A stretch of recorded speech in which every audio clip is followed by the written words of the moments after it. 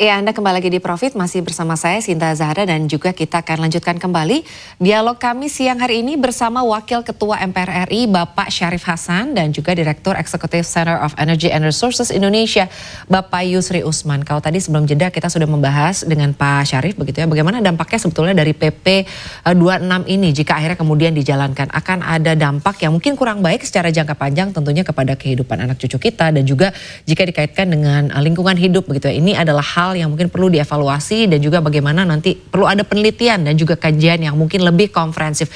Saya ingin menanyakan ke Pak Yusri. Pak Yusri, tanggapan Anda terkait dengan PP nomor 26 tahun 2023 ini. Menurut Anda apakah ekspor pasir laut ini akan menjadi baik begitu ya atau justru malah sebaliknya, Pak Yusri? Silakan.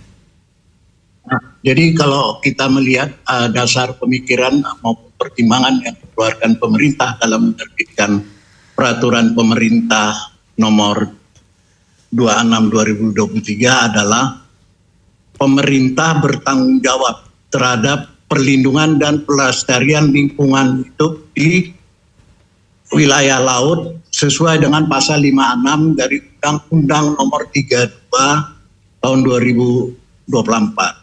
Seperti kita ketahui, wilayah perairan Kepulauan Riau itu ada berkah dari Allah Subhanahu wa Ta'ala, telah terjadi pertemuan beberapa arus yang telah mengakibatkan terjadinya sedimentasi yang cukup intensif. Tentu kalau proses sedimentasi yang cukup intensif ini tidak dilakukan pengelolaannya akan berakibat juga dengan pendangkalan alur pelayaran yang kita ketahui Selat Malaka itu adalah termasuk jalur paling padat di selat di dunia. Begitu, Mbak. Baik, tapi kalau dari Pak Yusri sendiri sebetulnya apa yang perlu begitu ya diperhatikan oleh pemerintah dan juga mungkin apa sih sebetulnya kekhawatiran-kekhawatiran, langkah apa yang perlu kita antisipasi jika akhirnya memang ke depannya PP 26 ini dijalankan? Apa hal yang mungkin akan membahayakan sebut saja?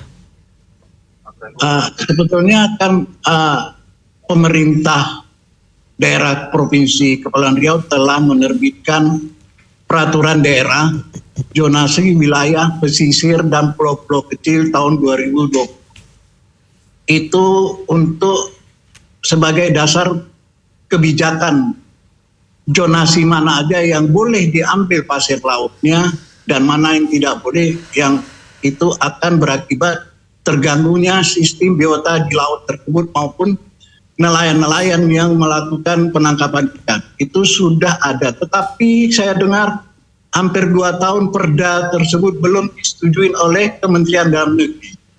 Oleh sebab itu, seperti disarankan Pak Syarif Hasan, perlu dilakukan AMDAL, lokasi mana yang telah ditetapkan akan dilakukan pengambilan pasir laut yang itu walaupun di dalam pasal itu disebutkan sebagian untuk kepentingan dalam negeri maupun infrastruktur pemerintah, tetapi kita tahu motifnya itu adalah untuk diekspor ke Singapura.